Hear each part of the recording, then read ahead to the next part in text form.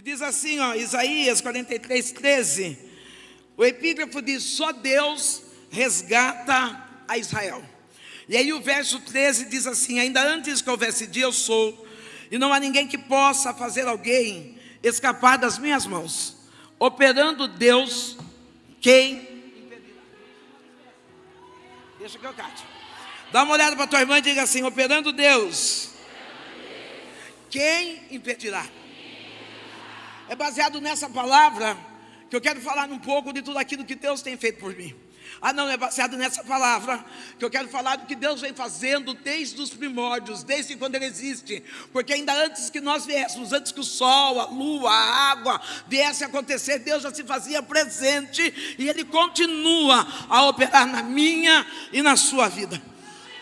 Quando nós começamos a ler esse livro, nós olhamos para um Israel que está deprimido, olhamos para um Israel que está de cabeça baixa, porque eles tinham vencido, ganho, vivido vários momentos de triunfo, vários momentos onde Israel como nação pôde sentir a mão do Deus forte trabalhar em favor deles.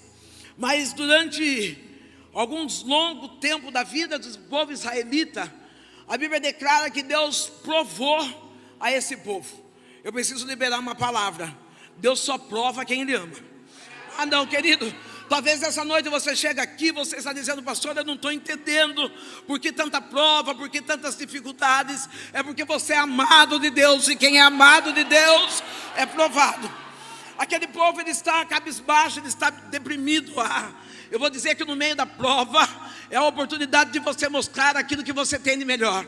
É no meio da prova, quando você está sendo esmagado pelas adversidades, você tem a oportunidade de ser derramado azeite, azeite que cura, azeite que transforma, azeite que traz vida para outras vidas. Ei, querido, pergunta para o teu irmão: na prova está saindo azeite ou está saindo veneno? É na prova. É na prova que nós mostramos o nosso caráter. É na prova que nós mostramos por que nós estamos aqui. Eu conheço algumas pessoas que, quando estão bem da vida, ou bem com a vida, eles contam tantos testemunhos, contam tantos milagres, contam tantas bênçãos, que nós até acreditamos que é verdade. Mas aí, quando vemos Deus espremer, ele começa a murmurar, ele começa a questionar quem é Deus. Ei, a palavra que li hoje, não tira daqui não, deixa aqui, aqui, que eu li hoje, diz: operando Deus, quem pode impedir? Deus é aquele que opera na nossa aflição, mas também opera na bondade. Deus é aquele que opera na alegria, mas também opera na tristeza. E é baseado nisso que eu quero contar para você que eu nasci num lar instável. Eu nasci numa casa instável. Uma casa onde acontecia um pouco de tudo. Meu pai e minha mãe, eu nunca tive o privilégio de, como família, sentar numa mesa, num café da manhã com meu pai e minha mãe. Embora eu esteja aqui com os meus tenros 60 anos, eu não tenho registro na memória do meu pai pegar na mão da minha mãe, de uma palavra de afeto. Eu quero deixar um recado para você que é pai, principalmente pai de menina. Talvez por eu ter vivido tanto desafeto, por falta de paternidade, por falta de um pai que pegou na minha mão, por falta de um pai que pagou um sorvete, por falta de um pai que disse, que poderia ter dito: você é linda.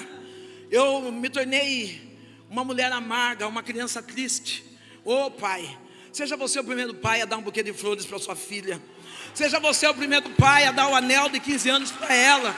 Seja você o primeiro pai a dizer: eu te amo, para que quando ela crescer, ela não viva de amores dependentes emocionais, mas que ela possa dizer: eu já conheço o pai aqui terrestre, e também já estou tendo a oportunidade de conhecer um pai celestial. É esse que cuida de mim.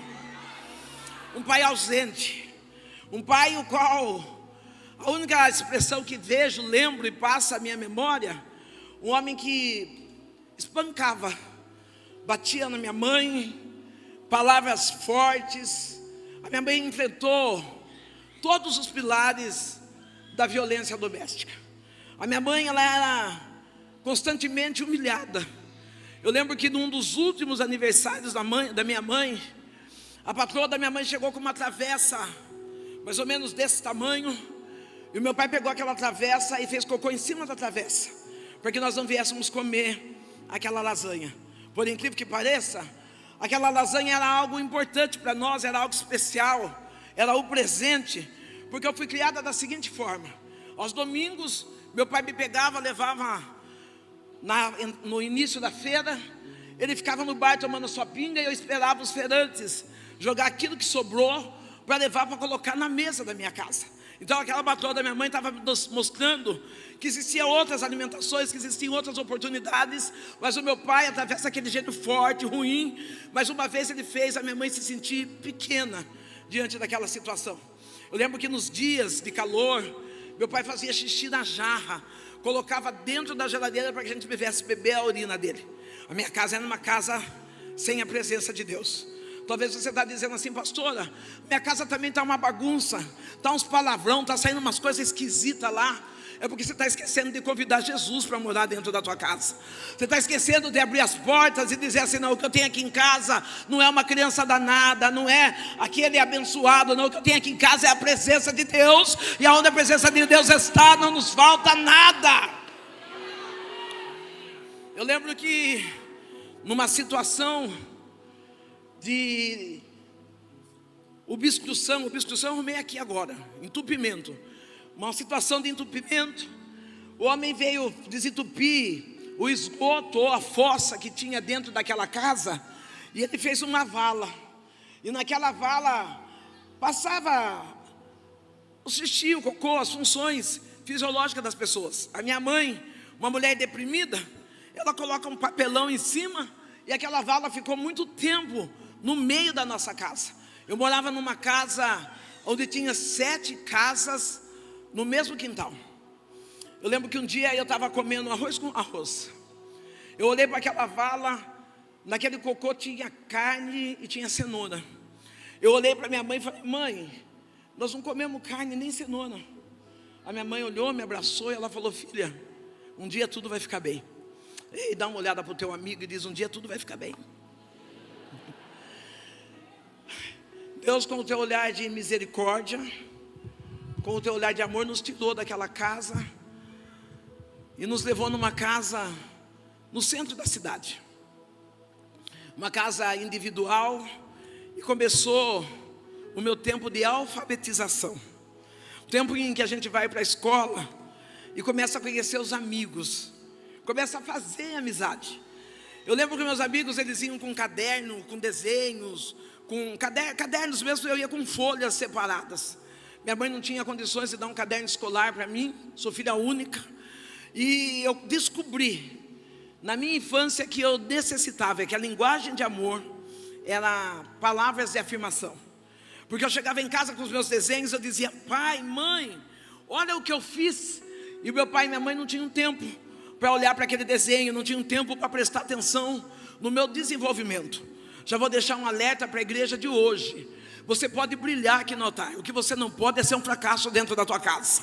Não, você pode ser profeta, você pode ser cantor, você pode ser um grande intercessor, mas se você estiver falhando como pai e mãe, não está valendo de nada o que você está fazendo para o Senhor, porque o primeiro ministério ainda continua sendo família, o primeiro ministério ainda continua sendo a nossa casa.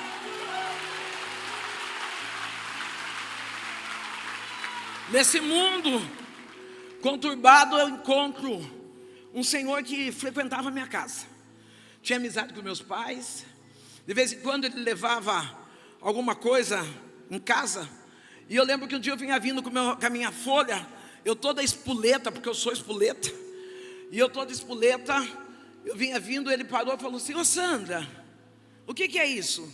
E eu disse: é meu desenho. Ele olhou e falou assim: nossa, como você é inteligente, como você desenha bem, hein, menina? Ei, quem sabe você vai ser uma moça que vai pintar quadros. E ele me abraçou e me deu um lápis de cor. Eu fui para casa tão feliz, foi o primeiro elogio que eu recebi. Eu me senti assim super criativa. Passado um dia, 2, talvez 4 dias, eu não sei, só sei que nós uma passada, eu passo e ele fala: Sandra, e aí, tem desenho novo? Eu falei: acho que tem. Fui lá e ele me elogiou de novo, elogiou o desenho e me deu uma lata de sardinha. Depois de algum tempo eu passo, e esse homem É o primeiro homem que eu vou ter relações sexuais com ele. Ele me expôs no banheiro daquele mercado. Eu estava tendo um encontro com o pedófilo. Eu estava tendo um encontro com alguém que frequentava a minha casa, com alguém que era de confiança não sei, de alguém que era amigo dos meus pais. Ele, aproveitando a oportunidade da falta de carinho, da falta de amor que eu tinha dentro da casa, ele começou a liberar sobre mim palavras de afeto. E quando eu vi, com 8 anos de idade, eu estava sendo estrupada, e naquele lugar de dor, por incrível que pareça, era o único lugar que eu me sentia amada. Naquele lugar de dor, naquele lugar de vergonha, era onde alguém parava para dizer: você é bonita, você é inteligente, você vai ter um futuro, oh, querido. Que o teu filho, a tua filha, não precisa buscar lugares fora da casa para saber quem ele é. Que você possa usar as 5 linguagens de amor. Não importa o tempo difícil que você esteja enfrentando, que dos seus lábios saia a palavra de afirmação para essa criança, para que quando ela cresça, não sobre respingo de carência. Tem tantas mulheres adultas que hoje estão se integrando, ora aqui, ora lá, porque quando era criança não foi feita uma afirmação daquilo que ela era. Eu já preciso falar com você, porque eu tenho liberdade de bater esse papo com você. Nós que somos mulheres solos, nós que somos o quê? Tem pouquinho aqui. Mulher solo é aquela que é acima, pelo menos eu considero acima dos 35 a mais. Aquelas que são solteiras, divorciadas e viúvas.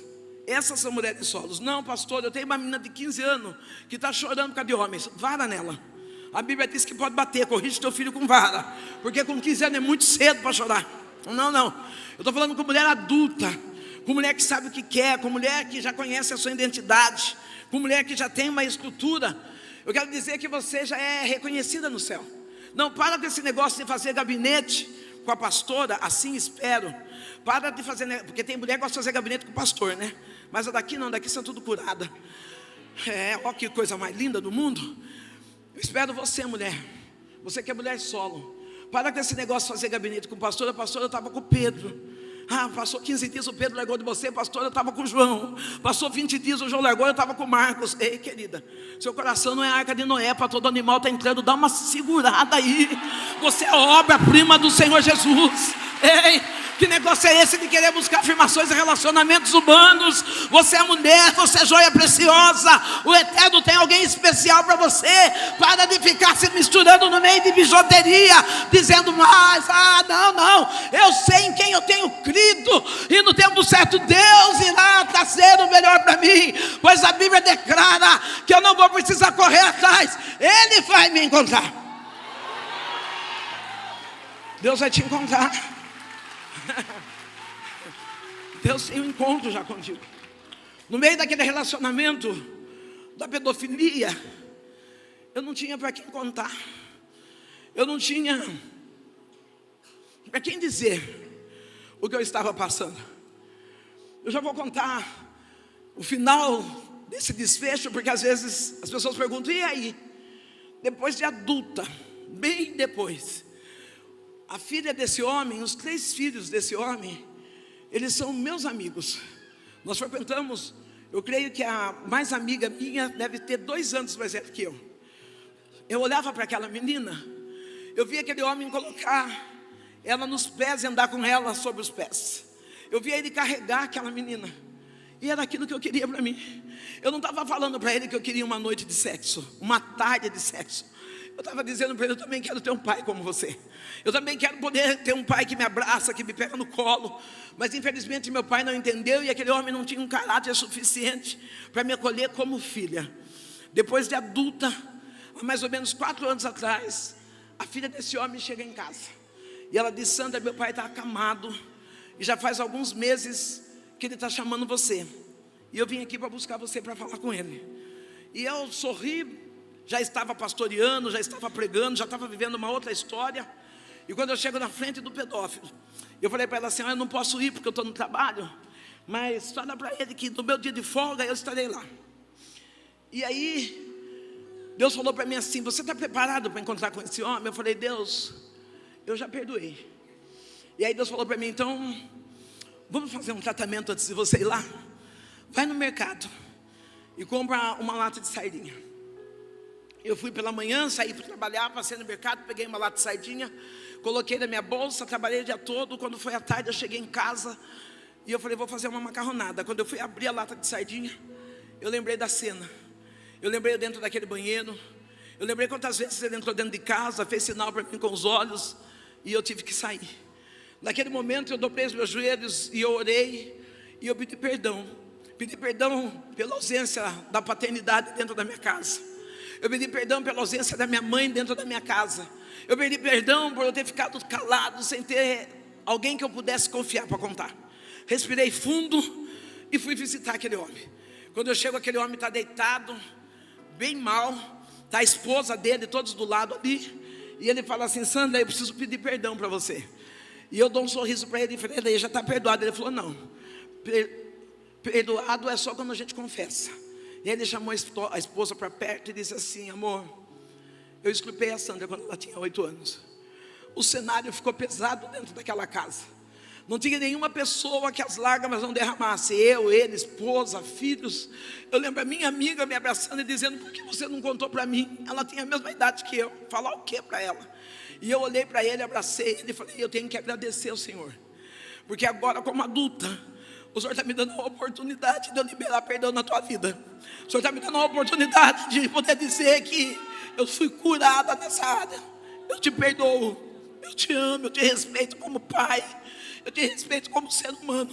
Obrigado porque o Senhor me deu a oportunidade de quando eu chegar no céu eu não precisar justificar, porque eu achava que era eu que estava errada, mas Deus me deu a oportunidade de voltar no meu passado e dizer, não, as dores do teu passado não vai atrapalhar o presente que eu já escrevi para a tua história. Eu estou declarando para você, igreja, que a frustração do teu passado não vai atrapalhar o presente que Deus está escrevendo na tua história.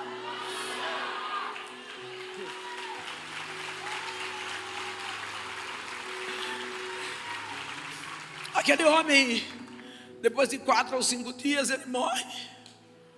E a família chama eu para fazer o funeral dele. Tenho amizade com a família.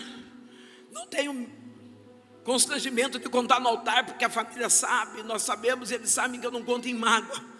Eu conto como testemunho declarado de que Deus é aquele que pega as dores do nosso passado e faz transformar testemunho no presente. Estou crescendo nessa família desestabilizada, nessa falta de amor, sendo amarrada, presa pela pedofilia, um pai alcoólatra. E eu creio, eu não entendo, mas eu creio que foi assim.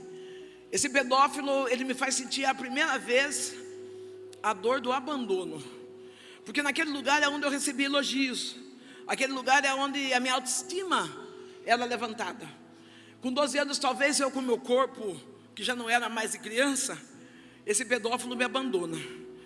Eu estou indo para os vícios do alcoolismo, pelo vício do cigarro, porque meu pai e minha mãe tinham aquele negócio, vai lá acender o cigarro para mim, e eu acendo o cigarro aqui, acendo ali. Eu com 12 anos eu já tinha o vício do cigarro. O meu pai, quando nós mudamos de casa, nós mudamos bem próximo a uma igreja evangélica. Todas as vezes a minha mãe, ela começou a se desenvolver no terreiro espírita, ali no candomblé. Todas as vezes que nós íamos para o candomblé, minha mãe pegava as roupas dela, as guias, os aparatos, e quando nós passávamos em frente da igreja, meu pai com 37 anos, ele ouvia aquele barulho de glória a Deus, aleluia. E aí meu pai dizia assim, eu não estou entendendo esses crentes, a vida está tão difícil, existem tantas barreiras, e ainda eles têm coragem de glorificar a Deus. Eu quero dizer para você que nós glorificamos a Deus por aquilo que Ele é, e não por aquilo que Ele vai fazer. Não, eu não agradeço, eu não glorifico a Deus porque Ele faz milagre, eu glorifico a Deus porque Ele é o nosso milagre. Tem alguém que pode glorificar a Deus nessa noite?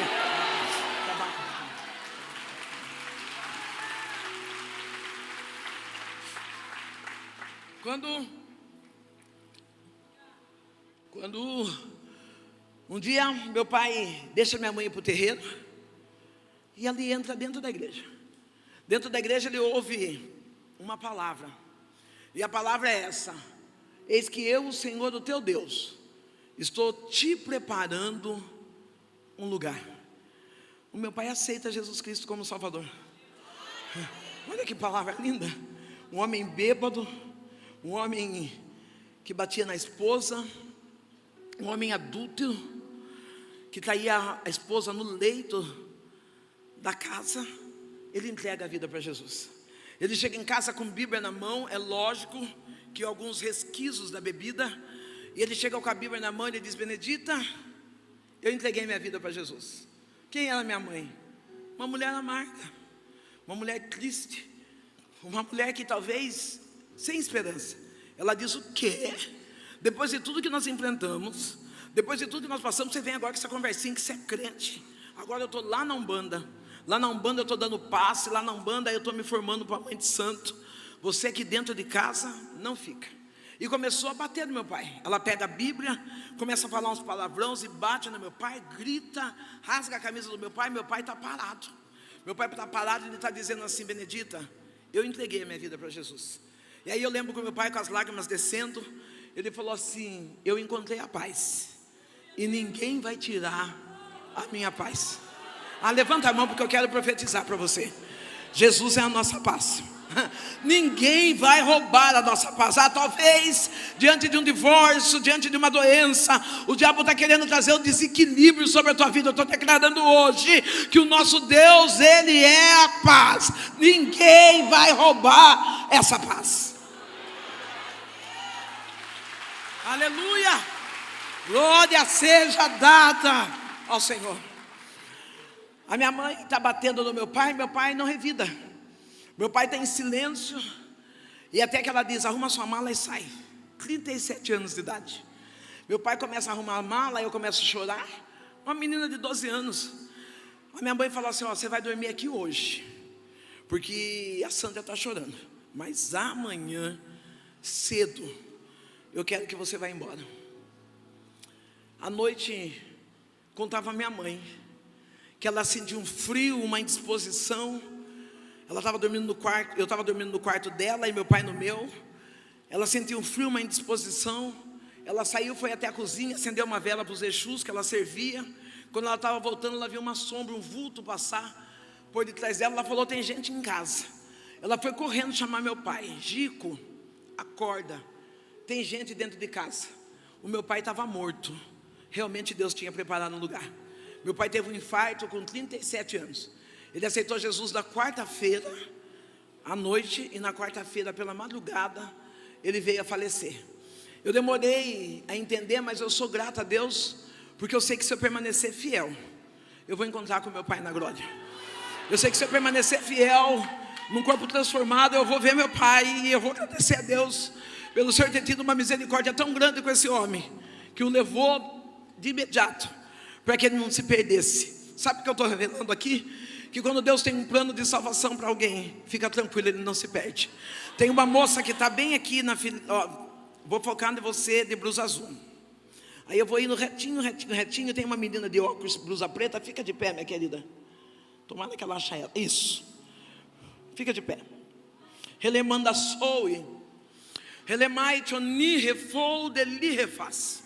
O nosso Deus, Ele não é um Deus de engano. O nosso Deus é um Deus que é verdade. E quando Ele diz que vai salvar, Ele vai salvar. Enquanto eu estou pregando nesse altar, eu vejo Deus entrando dentro da tua casa.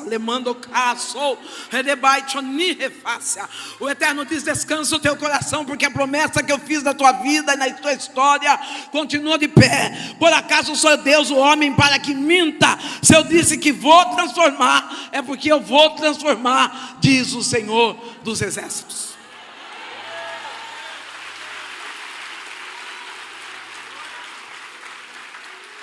Fica duas pessoas. Fica uma mulher e uma pré-adolescente. Uma pré-adolescente de caráter deformado. Eu era uma menina com 12 anos que eu batia na minha mãe, cuspia na cara dela, já tinha relações sexuais com vários homens. Eu roubava, eu mentia. Talvez você vai perguntar assim: onde você aprendeu isso, Sandra? Dentro de casa. Eu nunca vi meu pai dizer eu te amo. Eu vi meu pai bater. Então eu também batia. Eu lembro que a minha amiga levou uma maçã grandona. A minha mãe colocava de vez em quando uma maçã pequenininha, não sei, hoje talvez eu lembre o nome, uma maçã pequenininha para me levar de merenda. E a minha amiga levava aquela maçã que para mim é a maçã da Branca de Neve. Eu pedi para ela uma vez, pedi duas, a terceira não deu, eu sentei a mão nela e peguei a maçã. Aí o pai dela, como é esperto, porque você tem que ser inteligente, o pai dela começou a colocar duas maçãs, uma para mim e uma para ela. Ela é minha melhor amiga até hoje. Eu não sei se é de medo de apanhar, mas ela é minha melhor amiga até hoje. A minha mãe, ela passou grandes lutas, grandes tristezas e dificuldades comigo. Imagina uma menina de 12 anos batendo no rosto da mãe na rua, arrancar roupa, cuspir. E aí eu quero dizer para você, talvez você está dizendo assim, pastora, não dá nem para imaginar. Sabe essa criança que quando a gente vê na rua, que ela desmaia, que ela pula, que ela arranca o cabelo, que ela ergue as pernas? Não, você sabe essa criança que quando chega no mercado, ela pega uma uva, vai chupando sem pagar? Aonde será que ela aprendeu isso? Com você. A criança é reflexo daquilo que ela vê dentro da casa. Não, sabe aquele telefone que toca, e aí a sogra, você fala para sua filha, fala que eu não estou. Você está ensinando ela a mentir. Quando o testemunho de Jeová bate palma, você manda a criança responder que não está. Você está ensinando a mentir. Aquela uva que você pega para chupar no mercado sem pagar, você está ensinando a criança a roubar. A criança é exatamente aquilo que ela vê dentro de casa. Você que escolhe o caráter que você quer que o teu filho tenha. Você que decide qual é o nível de maturidade que você quer que o teu filho tenha. Eu era uma criança torta. Eu lembro que minha mãe fazia as garrafa mesmo, ela cortou uma garrafa de tubaína, não sei se vocês já viram, e fez um copão grandão. Ela fazia aquilo de copo de caipirinha. Nós assistíamos culto. Quantas das vezes nós sentados na frente da televisão, o pastor dizia assim, você que está com esse copo de pinga aí na mão, Deus tem uma palavra para você. Eu e minha mãe pegava pinga, bebia um gole e dizia, é para nós, Deus vai falar com nós. Bebia pinga. Nos dias do culto de domingo, a minha mãe, enquanto ela estava no terreiro, eu escolhia um lugar como esse, um lugar cheio da presença de Deus. Eu ia na porta da igreja, colocava uns shortinhos curtos, aparecendo a bochecha, colocava uma blusa agarrada e ficava na porta da igreja. Eu vou contar isso aqui porque aqui não tem, então daí o pastor já corta se chegar. Naquela igreja tinha algumas pessoas que tinham um título diferente, a quarta pessoa da Trindade. Quando eles olhavam aquela mulher, aquela prostituta, de shorts curtos, mini blusa, alcoólatra, com 2, 3, 4, 5 dias sem tomar banho, elas olhavam, entravam do outro lado, diziam, ela vai para o inferno. Essa aí Satanás já pegou ela. Querido, a palavra de Deus diz que a chave do inferno não está na mão do diabo. O que ela está fazendo na sua mão? Solta essa chave e começa a levar a presença de Deus para aquele que se encontra perdido. Começa a pregar a palavra para aqueles que se encontram feridos, machucados. Você tem a chave que abre as portas do céu para alguém. Um dia, uma criança de apenas 6 anos de idade, eu estou chegando alcoolizada, ruim, fedida. Ela vem correndo até mim, me abraça e ela diz, Sandrão, se tu soubesse como Jesus te ama. Eu não sei do lado de quem você sentou. Talvez o lado que você sentou tem até uma rinchinha e você fala, pastor, eu não vou com a cara dela, vai com a sua mesmo. Dá uma olhada e diz, Jesus te ama.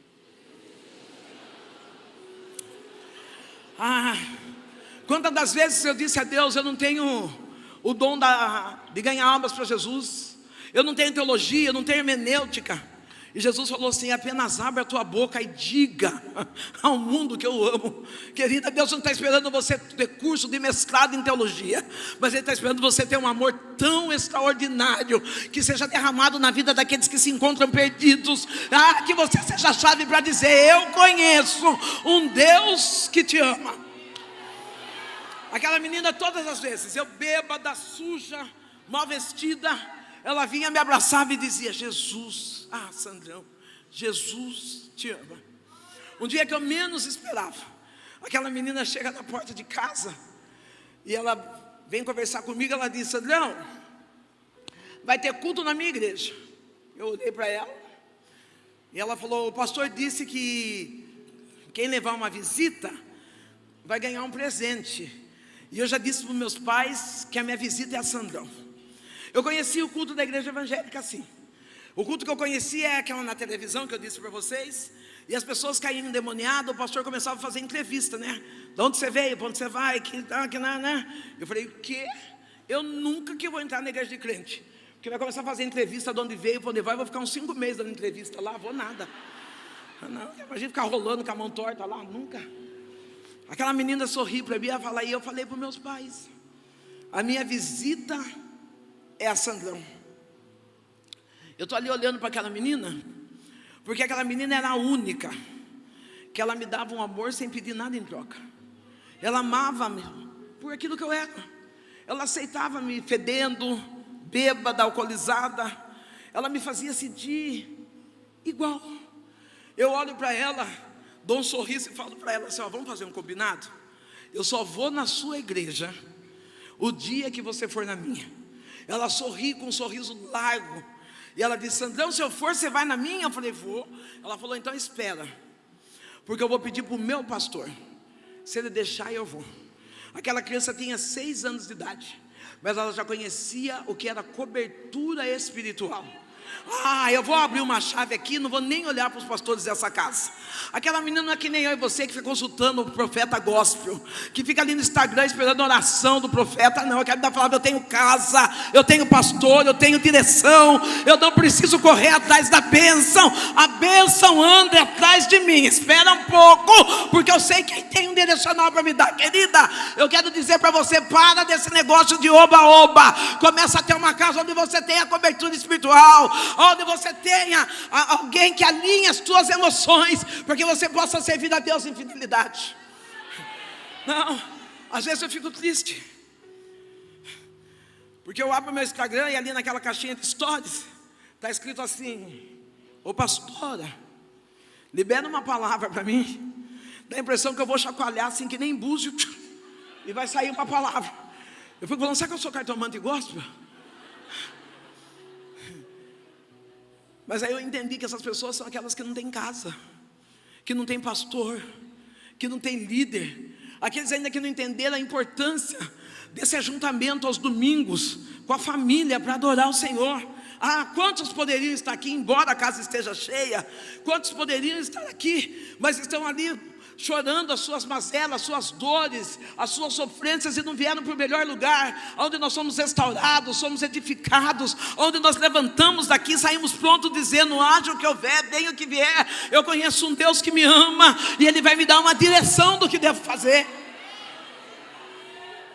Relemasse. Você fica de pé, moça de vestido estampado, aqui a terceira da fila, Relemai Choui. Quando eu fui chamada muito nova no evangelho para pregar a palavra, eu tinha 45 dias de evangélica, e o meu pastor me colocou para pregar na praça pública da minha cidade. Afinal das contas, eu era a endemoniada daquela cidade, e aí eu estava liberta. E aí o pastor falou, você vai testemunhar porque a tua cidade veja o que Deus fiz na tua vida. E eu comecei a abrir a minha boca e contar os 4 cantos. Aí o Eterno está dizendo, por que você está calada? Porque você tem guardado os dons e os talentos que fui eu quem te dei. Lembrando, relebaia, chou, denia. Há momentos que tu diz, Senhor, eu sou tão pequena. Mas aí o Eterno diz, eu não estou analisando e não te escolho pela força que tu és, mas eu escolho pelo Deus que eu sou. Abra a tua boca e fale que te digo, diz o Senhor.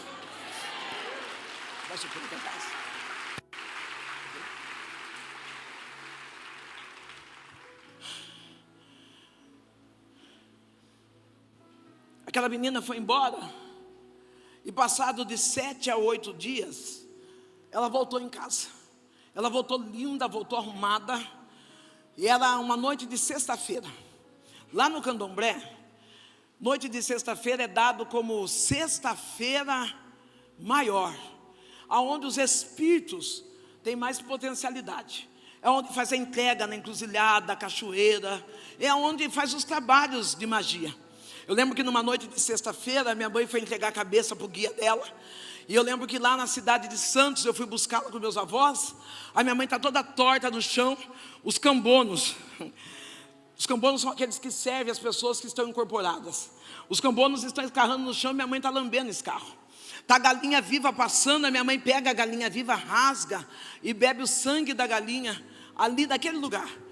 Não é uma noite como essa que essa menina chega em casa e ela diz: Sandrão, eu vim para ir na sua igreja. Eu falei: na minha? Ela falou: é. Eu falei com o meu pastor. O meu pastor falou que eu posso ir porque o próprio Deus vai comigo. O meu coração se inflamou. Eu falei: coitado desse pastor, ele não tem noção, ele não sabe que aonde eu vou, Deus nem entra. Pego aquela menina naquela noite de sexta-feira, minha mãe, e nós vamos para o terreiro. Quando nós chegamos lá no terreiro, eu coloco a menina no primeiro banco, começamos a bater tabaco, colocamos as nossas vestes, colocamos as roupas dos rituais, dos Exus, começamos a bater tabaco, já começamos a pôr pinga na moringa, começamos a acender as pólvora. Quando batemos o primeiro tabaco, abrimos a cortina, aquela menina de 6 anos, ela estava de joelhos, ela senta, coloca a Bíblia no colo e fica olhando para nós. Nós estamos lá batendo tabaco, fazendo a gira, faz uma gira, nada acontece, faz a segunda gira, nada acontece. A mãe maior, ela para, olha, e ela diz: quem é essa menina? Quem trouxe ela? Eu digo: fui eu. Ela diz: então tira ela daqui, porque o que está nela é maior do que o que está em nós. Sabe o que eu estou declarando para você hoje? Sobre a tua vida não chega macumba, sobre a tua vida não chega mandinga, sobre a tua vida não chega olho gordo, porque o que está sobre você é maior. Ah, não, eu quero que você grite, para que o céu possa ouvir que você já entendeu. O que está sobre você é maior. Ah, para com esse negócio, pastora, é olho gordo, vai ter que emagrecer, querido. Oração nele. Ah, pastora, é fofoca, é inveja, vai ter que sair, pois a palavra diz que nenhuma ferramenta. Ah, você fica de pé, príncipe. A Bíblia diz que nenhuma ferramenta preparada contra nós vai prevalecer. A Bíblia declara, enquanto eu estou pregando essa palavra, o Eterno diz assim: não aflige o teu coração. Eu vejo o Eterno movimentando os papéis, os documentos em teu favor. E ele diz assim: não sou eu o juiz dessa causa. Quando aconteceu, tu não disse assim: Senhor, eu entrego nas tuas mãos. Sou eu, Deus, que estou declarando hoje que a trama do teu inimigo caiu por terra, porque eu já assinei esse documento, e eu assinei como vitória. O decreto era para ser falência, o decreto era para ser perda, mas hoje Deus Todo-Poderoso vem e fala: eu coloquei o carimbo de vitória nesse documento. Satanás não sai vitorioso, porque eu sou teu juiz, diz o Senhor.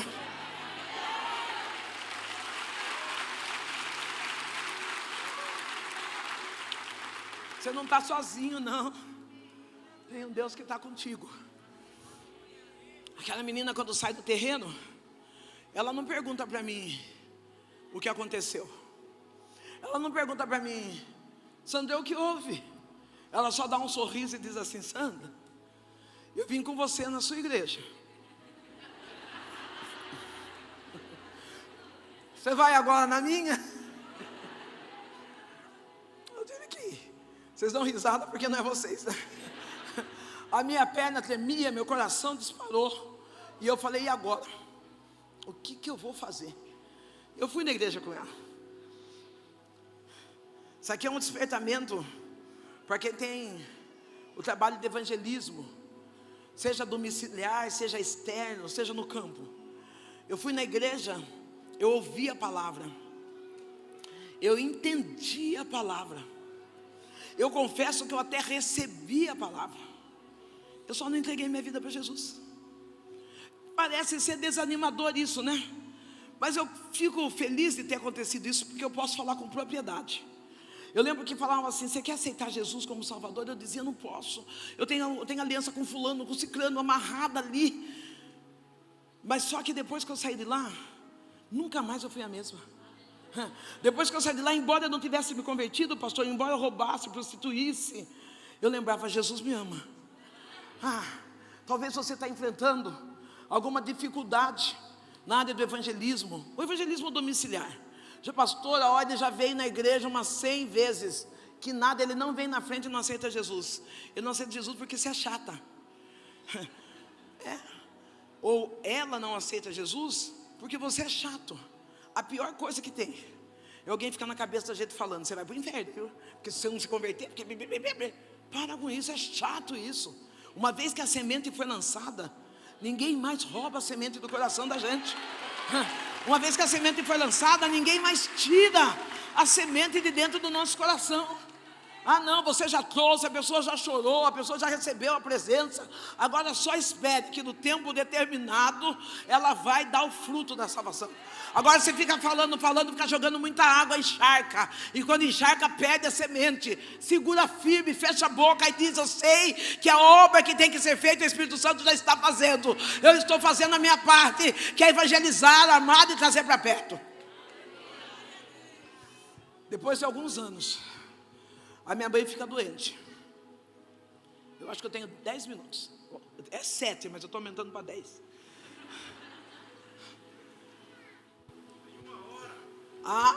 Quantos podem dar uma hora para mim? Vigília, pastor Marquinhos. Posso fazer nada. Pastor Marquinhos já levantou a placa assim, já baixou, mas a igreja já deu 10. Brincadeira, irmãos. Quando chegou o tempo da salvação na minha casa, a minha mãe teve um nódulo maligno na cabeça. Talvez não dê tempo de contar meu testemunho completo, mas tem alguns pontos que eu preciso deixar nesse altar. A minha mãe teve um nódulo maligno na cabeça. Através daquele nódulo, a minha mãe perdeu os movimentos da parte esquerda. O nódulo era do lado direito. A minha mãe perdeu perdeu o movimento do lado esquerdo. A minha mãe, ela é alcoólatra, ela bebia 2, 3 litros de pinga diariamente. A minha mãe, ela está ali bêbado, e eu estou andando na rua desolada. Eu estou na fila do CRAS, onde as pessoas são abastecidas por cesta básica, e eu pego a minha cesta e estou vindo embora a pé, triste. O pastor da igreja para, e ele diz assim: dona Sandra, eu era uma menina, você quer que eu leve a sua cesta? E eu falei: eu quero. Eu entreguei a cesta para ele. Quando eu fui entrar no carro, ele fechou a porta. Eu falei: olha como que esses crentes são engraçados, né? Se ele vai na minha casa, custa levar eu? Mas aí eu percebi que o verdadeiro homem de Deus, a verdadeira mulher de Deus, ela não coloca qualquer um dentro da sua casa. Ela não coloca qualquer um dentro do seu carro. Ei, eu sei que eu não vou ter tempo de ter esse diálogo com as mulheres, principalmente com as mulheres. Para com esse negócio de fazer seu marido de Uber. Eu sou uma pastora que estou aqui. Eu pastorei uma igreja durante 17 anos. Eu falo que eu era meio lesada, mas está tudo sob o controle de Deus. Não é nada de mágoa, não é nada que não esqueceu, não é nada que não perdoou. É só testemunho mesmo. Eu usava um cabelão black, top, essas negras meio americanizadas de Brooklyn. E aí, um casal bonito pastoreando uma igreja, mas eu era daquela assim: amor, sabe a Ana mora lá longe, você não vai buscar a Ana? É Uber, meu marido. Ô filha, para de ficar liberando seu marido para lá e para cá. Às vezes eu não ia porque eu queria arrumar o cabelo. Hoje eu falo: eu prefiro ter ficado descabelada, sem chifre, do que o cabelo arrumado, chifruda. Você resolve agora. Não, amor, eu não vou porque eu tenho que fazer escova. Vai de escovada mesmo, minha filha. Faz a escova um dia antes, dorme com um pano na cabeça. Não, não pode dormir com um pano na cabeça. Eu falo que tem pessoas que chegam e falam assim: pastor, eu queria tanto que Deus restaurasse meu casamento. E aí você vai espiar, abençoado, está dormindo com a camiseta: eu amo o pastor Marquinho. Aí não tem oração, né? Não tem oração que dê certo, pastor. Eu tenho.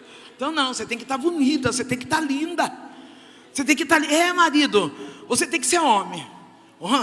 Marido tem que ser homem. Você não precisa ser super homem. Diga: eu não preciso ser super homem. Acabou os homens dessa casa? Os que sobraram, diga: eu não preciso ser super homem. Basta ser homem.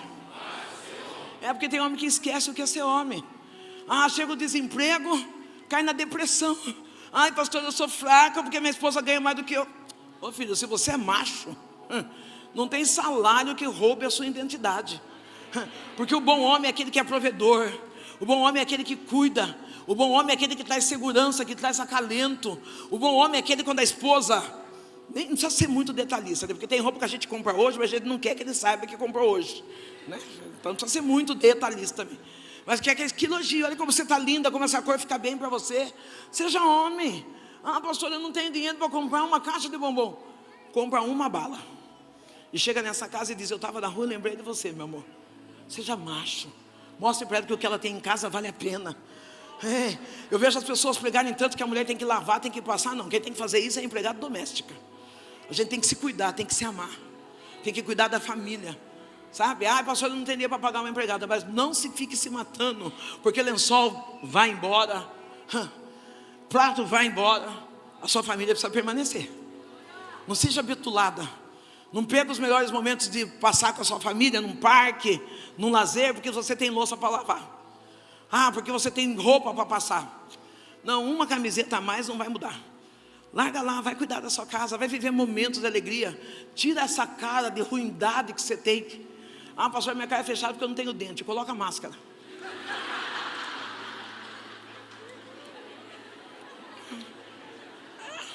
O problema do riso é esse.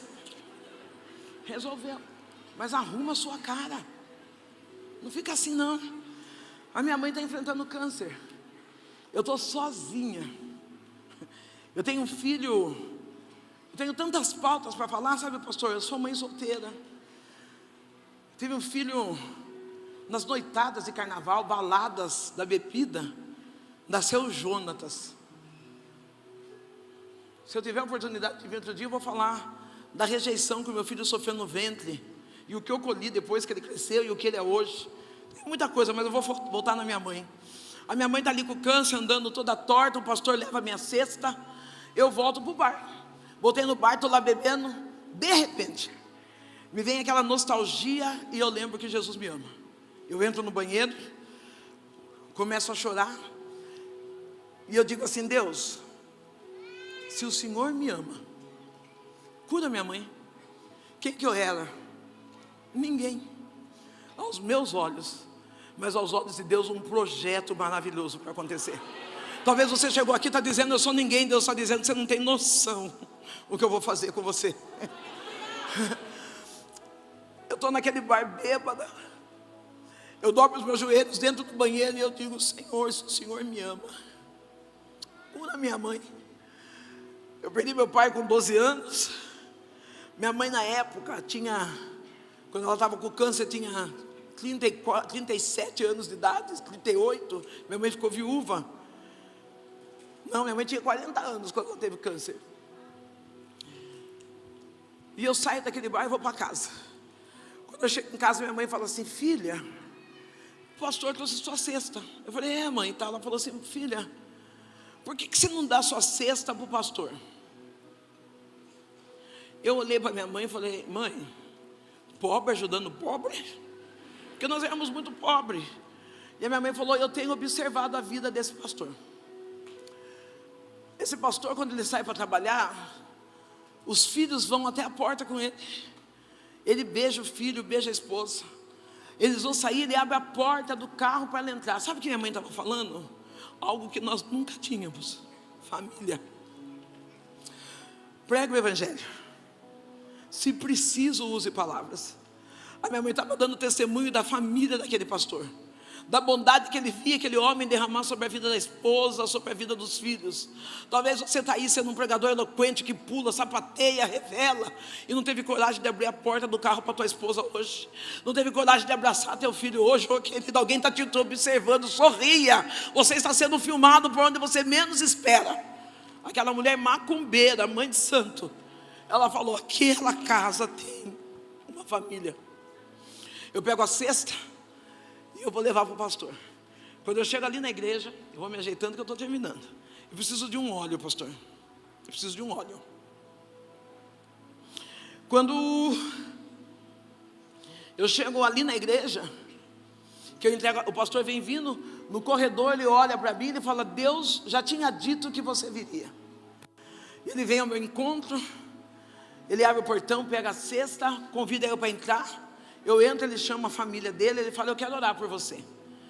Quando ele está orando por mim, ele diz: Senhor, está aqui a tua filha, que fez uma oração, obrigada, no banheiro daquele bar. As lágrimas desceram e eu fui batizada com o Espírito Santo. Eu saí dali transformada. Eu confesso, irmãs, que daquele dia eu saí dali crente.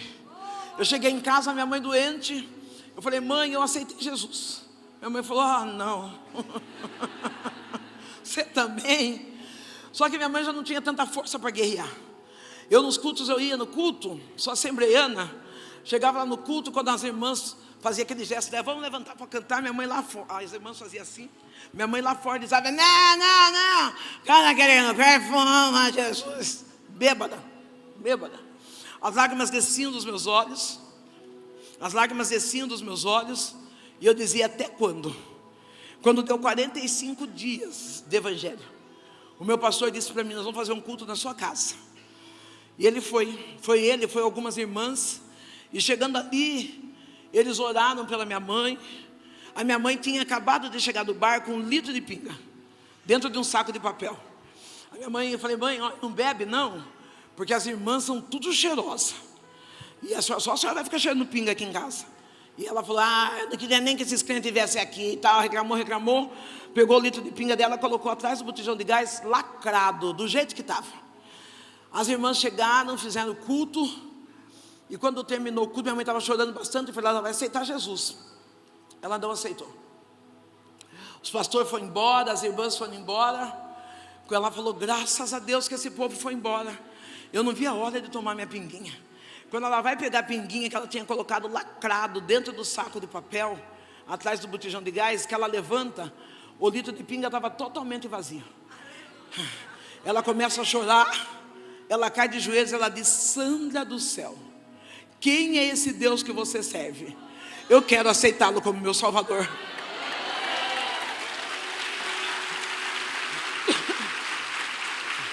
Se é para Jesus, dá um glória aí. Se é para Jesus, grita um aleluia.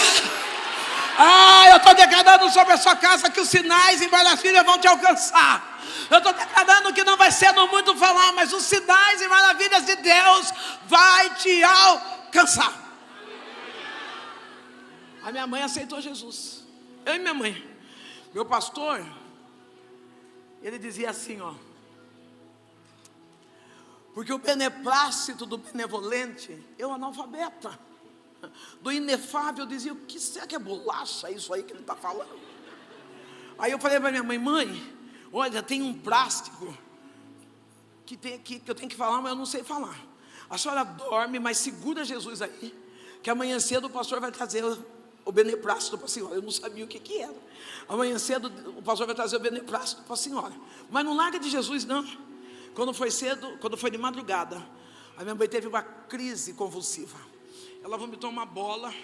Nessa bola tinha chicletes, tinha lápis, tinha cigarro, tinha cabelo. Eu saio correndo, chamo meu pastor vem, estoura aquela bola, começa um odor fétido dentro da casa. Minha mãe começa a se contorcer, babar, e ela desmaia. O meu pastor falou assim: dorme tranquila, que chegou libertação e salvação para a tua casa. Você pode ser profeta e dizer: chegou libertação e salvação para a minha casa? Chegou libertação e salvação para a nossa casa. Pela manhã, quando eu acordei, minha mãe já estava acordada, cantando as músicas seculares. E aonde ela tinha o nódulo do câncer, tinha 15 pontos. Deus curou minha mãe do câncer.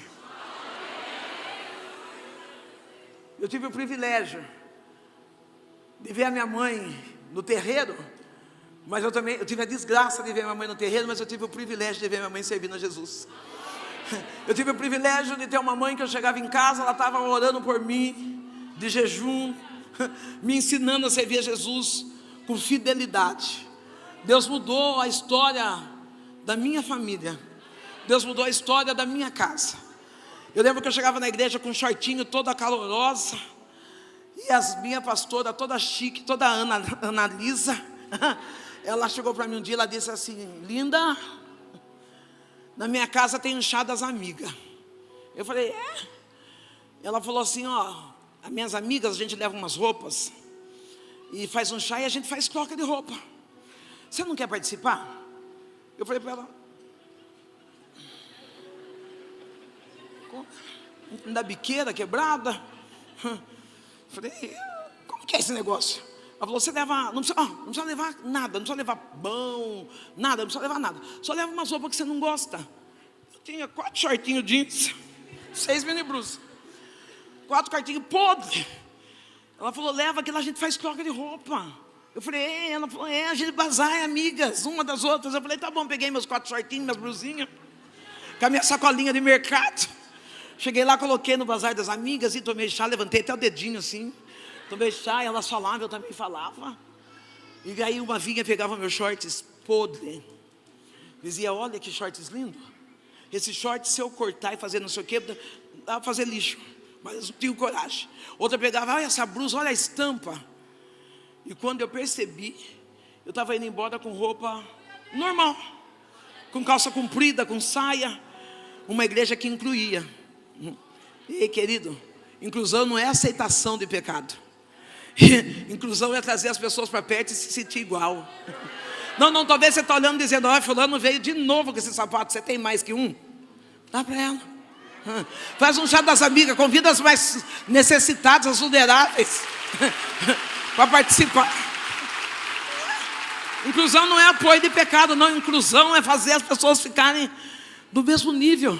Eu lembro que no outro dia eu já cheguei no culto de saia, salto alto, toda... No ano de 2017, o Senhor fez um desafio comigo. Todo ano eu paro no dia 25 de dezembro e volto 2 de janeiro. É um ano que eu tiro, esse final de ano eu tiro para descansar. E ao mesmo tempo eu já aproveito de jejuar, já me recuo, fico dentro de casa, fico guardando o que Deus tem para o próximo ano. E no ano de 2017 Deus falou para mim assim, eu posso levar tudo que você tem? E eu falei, Deus, se não for para mim passar vergonha, porque Deus não passa vergonha. Falei, se não for para mim passar vergonha, pode levar. E Deus levou tudo. Deus levou minha mãe no meu colo, morreu de câncer. Ela no meu colo, ela olhou para mim, eu chorando muito. E ela disse assim, Sandra, eu tive um sonho. Eu estava passando pela dor da separação, através depois de muita traição, muito engano, muita mentira. Eu estava passando por essa dor. E aí a minha mãe me abraça, ela fala, filha, eu tive um sonho. Eu estava subindo uma escada e eu estava cansada. E eu me voltei, olhei para cima, tinha um homem de branco, ele disse para mim, vem. E eu falei para aquele homem, não, eu vou descer, que eu preciso descansar e cuidar da Sandra. E aquele homem de branco disse assim, não, você sobe comigo e da Sandra cuido eu. Ele falou, filha, eu entendi, eu vou morrer. Eu falei, mãe. Ela falou, eu vou morrer.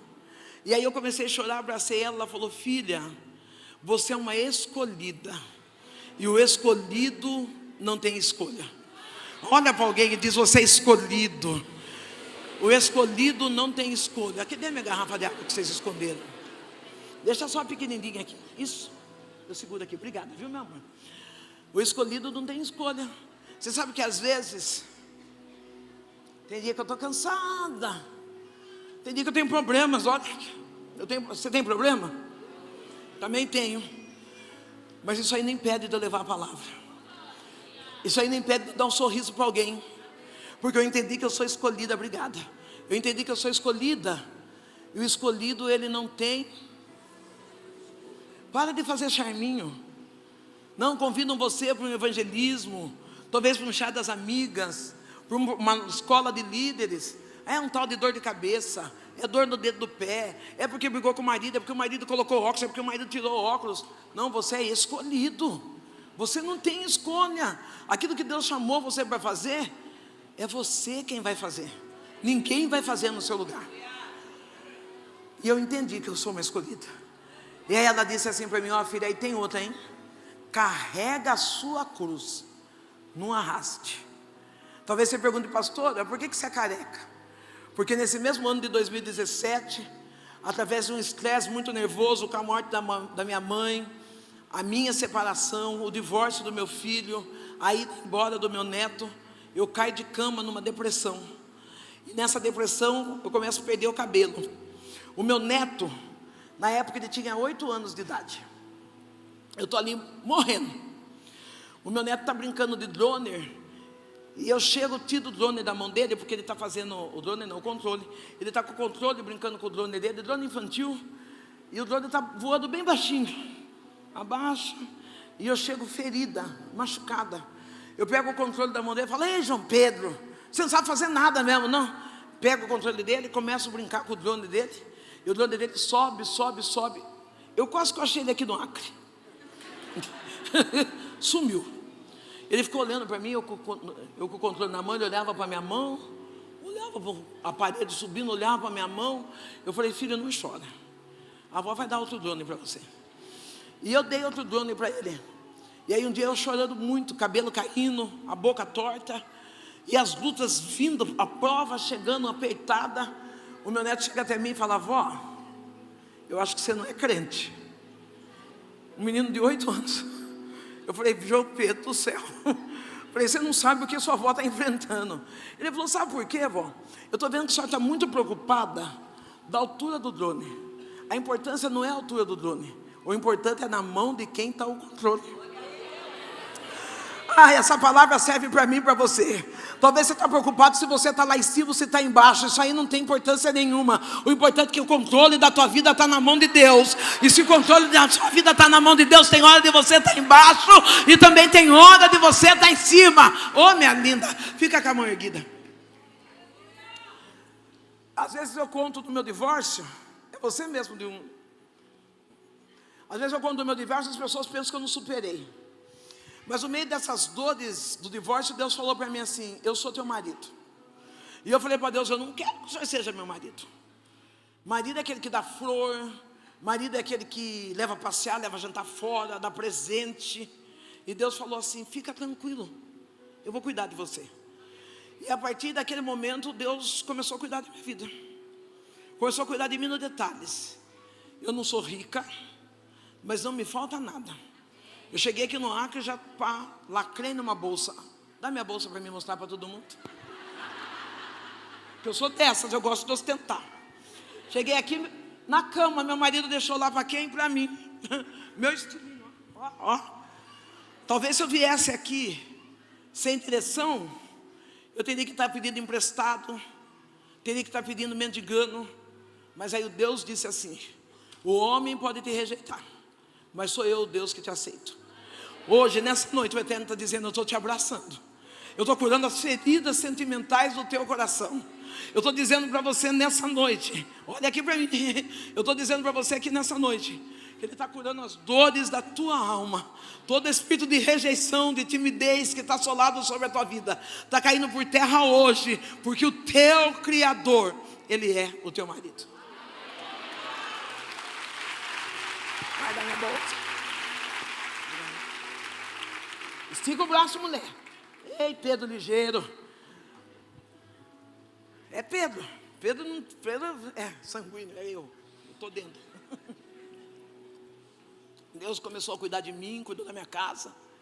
Cuida de mim, cuida da minha casa. Para não estender, essa mulher que está aqui hoje, eu falo menina. Sabe por quê? Porque Satanás tentou roubar a minha infância. E hoje eu sou tão feliz como uma menina. Eu sou alegre, eu me divirto com qualquer coisa, eu sou feliz. Qualquer coisa, modo de dizer, né? Não qualquer coisa, porque hoje eu sou amada. Eu me valorizo. Eu descobri que depois do amor de Deus, o maior amor que eu posso sentir é o amor próprio. Se eu não me amar, eu não tenho condições de amar ninguém. Eu saí de um ciclo de dependência emocional. Eu só posso ser feliz. Eu não tenho outra razão para não glorificar e não agradecer a Deus. Deus falou para mim: eu vou levar você nos 4 cantos dessa terra. E Deus, quantos acreditam em promessa? Eu também levantava meu braço e dizia: eu acredito. E um dia o telefone tocou. E uma pastora falou assim: pastora Sandra. Eu falei: Ela falou, estou ligando, queria trazer você para vir pregar aqui na Inglaterra. Eu falei, eu vou sim, que bairro que fica? Ela falou, na Inglaterra, pastor. Eu falei, eu já entendi, só estou perguntando que bairro. E ela falou, não, Inglaterra, longe. Eu não tinha passaporte. E eu nem sei falar inglês. Mas eu cheguei na Inglaterra. A minha primeira viagem internacional foi tão interessante que a aeromoça, o inglês é meu, senhor. Cada um com o inglês que conhece. A aeromoça passava com o carrinho, eu fui por conexão a Amsterdã. A moça passava com o carrinho, espera com os tio, sorry. Eu olhava para a moça. A moça voltava, sorry. E o povo comeu, o povo ganhou travesseiro. E eu falei, meu Deus, que a tua graça me alcance nesse voo. Até que ela parou de frente para mim, Pedro. E ela fez, Ikismik Springs. Aí ela, e eu. Falei, bora, vamos lá. Aí ela fez o sinal para mim, que era para mim ter calma. E ela fez assim, Ik story Siri, ou Ik stick ticket. Viu? Daí ela falou, ticket. Eu falei, é isso, frango, asa, eu comi o ticket. Que delícia. Agora eu já sei falar 3 palavras em inglês. Oh my God, yes. E sorry.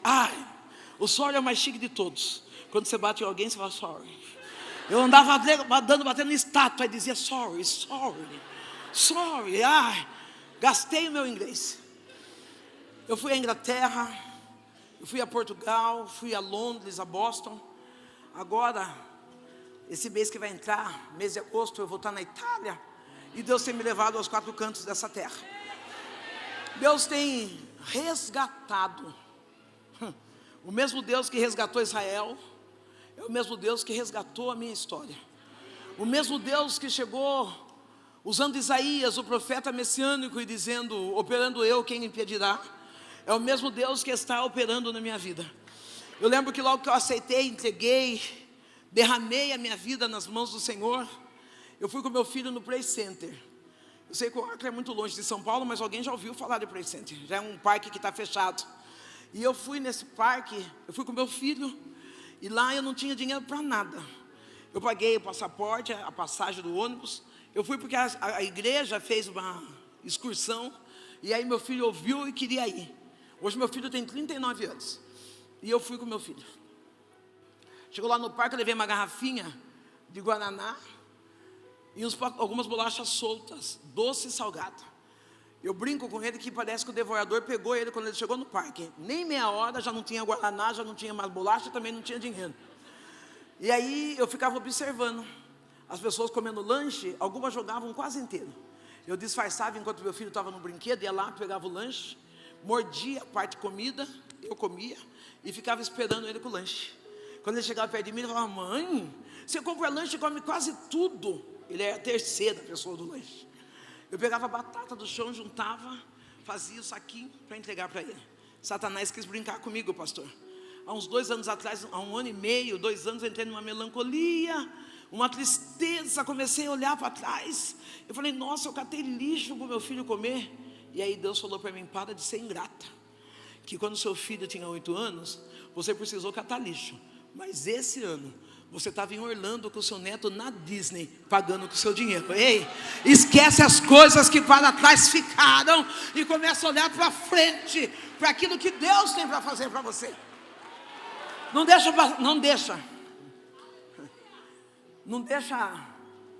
adversário da nossa alma acorrentar você nas dores do teu passado. Não deixa o adversário da nossa alma acorrentar você nas dores daquilo que se foi. Deus está fazendo uma coisa nova na tua vida. Deus está fazendo uma coisa nova na minha vida. Eu não estou vivendo as maldições dos meus ancestrais, mas eu estou vivendo o futuro que o Deus escreveu para mim. Ei, querida, você não foi chamado e nem chamado para andar encurvada como aquela mulher que encontramos no livro de Lucas, que o inimigo encurvou no meio das decepções, mas você foi chamado para se levantar hoje e dizer: eu conheço um Deus que resgata, eu conheço um Deus que escreve coisas novas, eu esqueço as dores, as mágoas que fizeram sobre a minha vida, e eu prossigo para as bênçãos que Deus escreveu para mim.